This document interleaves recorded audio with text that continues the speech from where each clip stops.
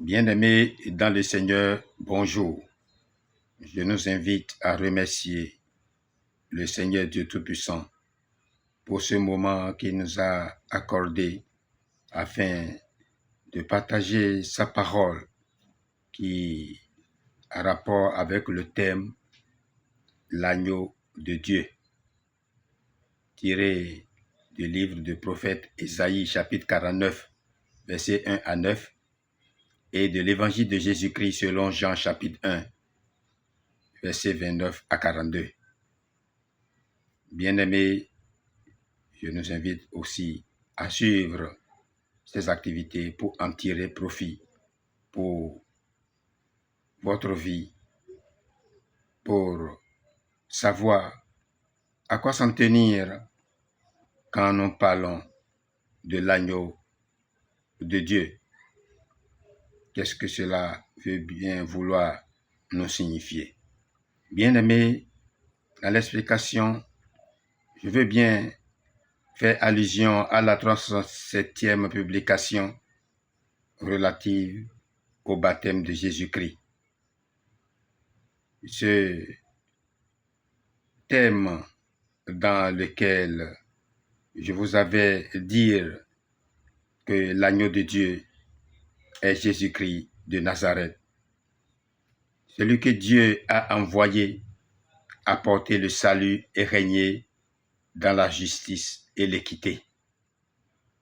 Sa vocation, bien-aimée, en tant que telle, est décrite comme suit.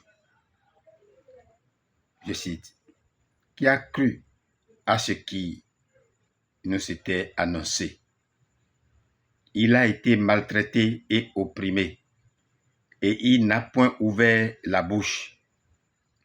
Semblable à un agneau qu'on mène à la boucherie. On a mis son sépulcre parmi les méchants, son tombeau avec le riche. Par sa connaissance, mon serviteur juste justifiera beaucoup d'hommes, et il se chargera de leurs iniquités. » Ésaïe chapitre 53, versets 1 à 12. Et cette humble vocation est bel et bien le chemin de oint de Dieu qui apporte son royaume dans la vie des croyants. Sa résurrection ouvre une ère nouvelle pour les hommes qui se confient en lui. Voilà de façon très brève l'explication sur ce qu'est l'agneau de Dieu. Sa vocation vous est décrite dans ce que vous venez d'entendre. Et les commentaires nous permettront encore de comprendre davantage par rapport à ce thème, l'agneau de Dieu, qui est cet agneau de Dieu. Et dans le livre du prophète Ésaïe, chapitre 49, versets 1 à 9, je voudrais vous dire à ce point du livre, marqué par une importante division, la preuve est faite qu'Israël a été un serviteur infidèle. Aussi l'Éternel lui substitue Christ, le vrai Israël, verset 3, serviteur obéissant, en qui il se glorifiera. Or, à première vue, le travail du Seigneur pouvait lui sembler avoir été inutile, verset 4. Non seulement Israël n'a pas été rassemblé, mais il a rejeté son merci. Et pourtant, les versets 5 et 6, comme aussi Ésaïe 53, versets 10 à 12, nous assurent que, malgré cet échec apparent, Christ verra du fruit du travail de son âme. Les enfants de Dieu dispersés sont aujourd'hui rassemblés pour constituer la famille céleste. Jean chapitre 11, versets 51 et 52. Le rejet du Seigneur par son peuple a permis à Dieu d'étendre son salut jusqu'au bout de la terre. N'est-il pas merveilleux cet entretien entre l'Éternel et son oint et son saint serviteur Jésus, Actes chapitre 4, verset 20-27, s'adressant à celui que l'homme méprise. voir chapitre 53, verset 3, à celui que la nation déteste, aux serviteurs de ceux qui dominent, Dieu lui promet que bientôt les choses seront renversées. Quand il paraîtra dans sa gloire magnifique, ce sera au tour de ceux qui dominent de l'honorer et de s'incliner devant lui. Des rois se lèveront, des princes, et ils se prosterneront devant lui. Comparé à Philippiens chapitre 2, versets 5 à 11. Que dire de Jean chapitre 1, versets 29 à 42? Ce n'était pas le fardeau de leur péché qui conduisait les délégués des Juifs auprès de Jean le baptiseur, mais plutôt la curiosité et le désir de se faire une opinion. Peut-être aussi une certaine inquiétude. Leur enquête est cependant l'occasion pour Jean de délivrer son message.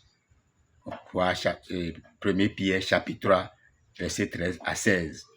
Or, ce n'est pas à son propre sujet qu'il a quelque chose à dire, verset 22. Lui-même n'est qu'une simple voix. Il est envoyé de Dieu pour rendre témoignage de la lumière, versets 6 à 8.